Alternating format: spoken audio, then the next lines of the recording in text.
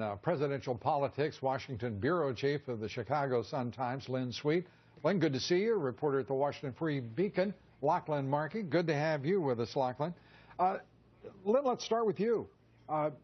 Clinton is actually gaining support now. She's opened up her lead again over Bernie Sanders. All of her problems apparently are they contributing to the upswell of support? Well, I don't think her problems will have gone away, but people, these things, Lou, as you know and Lachlan knows, these are ebb and flows.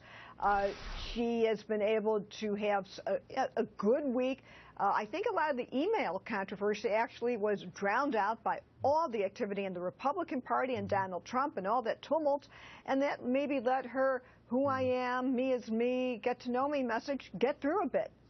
Lachlan, do you feel better knowing her a little bit better? Well, I think it's telling that the best week she's had in a long while in this campaign is one where no one was really talking about her. Like Lynn said, a lot of the attention was focused on the Republican field. It was really the first week, in the past couple months where there weren't new damning revelations about these emails coming out. I don't think that bodes well for her campaign. I don't know if this "I'm a real person" message is going to stick, but I think this was, a case in point in the more that people talk about Clinton, the less they seem to like her. Well, she's now declared herself an outsider, Lynn. She's going to sell the idea that a Clinton who's been in public life now at the top of the Democratic, the top of American politics for 30 years is an outsider. How absurd can that campaign and that candidate get? Beyond that? Well, that one, I think, I don't know what kind of legs that outsider label has. It's not her strongest point either. How valid do you think it is? She's not an outsider. Okay. You can't have the resume that you so have. So declared, so stipulated. And yes, but see, I think perhaps the smarter frame for everyone is this election is about you and what you want to do and your resume, and if you think being in Washington has helped you explain who you are and what you want to be. Lynn, not according to the two earliest departures from the Republican field, two of the most successful governors, one active, one former, Governor Perry and Governor Walker stepping out. Lachlan, your thoughts? Obviously, Trump remains a strong front runner. He is dominated now for months. And Carson has said that he doesn't want a Muslim in the White House, and a furor has been created around that.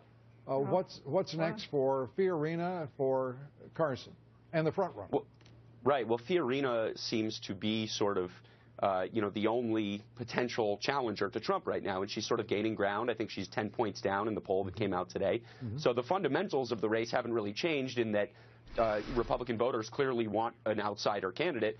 Maybe who that outsider is changes, or maybe that's sort of a flash in the pan moment, and they'll settle, or once primaries get closer, they settle around someone with a little more experience. Right. But I wouldn't be surprised if it were someone like Marco Rubio, who still has that sort of outsider air. He spent a little time in Washington, but he still feels he's got that sort of folksy attitude about him.